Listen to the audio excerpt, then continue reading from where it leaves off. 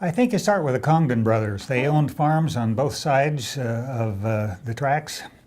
They bought the farms before the railroad came through. And the New York Central built what eventually became the Michigan Central Railroad from Detroit to Lake Michigan, actually, and then they ferried things. That was a plan, to ferry things across. And the Congdon brothers saw that here comes a railroad right through their property, and it intersected this major wagon road running north-south from Manchester to Stockbridge. And they says, what a serendipitous intersection this is. This could be a major shipping point. So they made a proposition to the New York Central Railroad. We will give you the land if you'll build a depot here. They foresaw that this would be a major shipping point and that the wagons would come north and south and the trains would stop and they'd offload. And so that's why the location wound up exactly where it is. There were little settlements around prior to that time, but Chelsea benefited from the foresight of Elisha and James Congdon, and they gave one owned farm on one side of the wagon road and the other on the other side, and they gave land to the railroad. They plotted this city, and here we are. So it started out with transportation in mind. And it was a major wool shipping point, the largest one in Michigan. There were a lot of wool growers and sheep farms in this area, and it also shipped lots of other crops. And they built this depot with the expectation, it's a larger depot than you would expect for a little tiny crossroads community. Mm-hmm. But the Michigan Central Railroad, it eventually became, foresaw that this town might grow, and they built a larger, fancier depot than would seem to have been indicated there. So we wind up with this lovely depot and this intersection, and a number of loading docks and warehouses right near this intersection, and that's where the town began. Business people would perhaps come into town on the train. Right across the road, what's now Jackson Street, was a Chelsea House Hotel. That's a place to stay. Adjacent to it was a livery stable, and so they could rent a horse and a buggy if that's what they needed to do. And a dining room popped up there. Originally the dining room was in the hotel. Eventually they moved that building, which is now the feed supply, Farmer's Supply, to serve as a dining room for the Chelsea House Hotel, which was remodeled in 1985. It's now the Sylvan Building. So transportation was here early on. Now the automobile gets invented. A man named A.R. Welch decided that he would go into the automobile manufacturing business.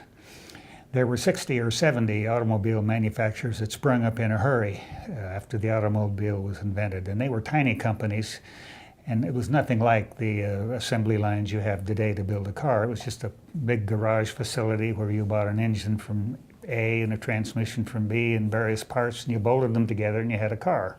Welch built 10 cars in what is now the, often called, we'll refer to it as the Mack building, I'm sure. He built them in that building. He ordered parts for 100 more. Like most of these car manufacturers, he was undercapitalized, ran short of money, and went bankrupt before he was able to raise enough money to complete the assembly of these cars. But the first Welches were built here. Eventually, some investors bought his inventory of parts and his business, and they moved it to Oakland County and renamed it the Oakland Automobile. Later on, Oakland merged with Pontiac Wagon Works. They're in the city of Pontiac, Michigan.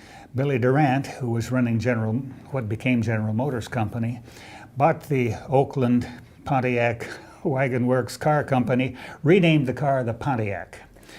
And so the very first cars that eventually became Pontiacs were built here in that building. Warren Daniels got into the car repair business early on, and then car dealership business.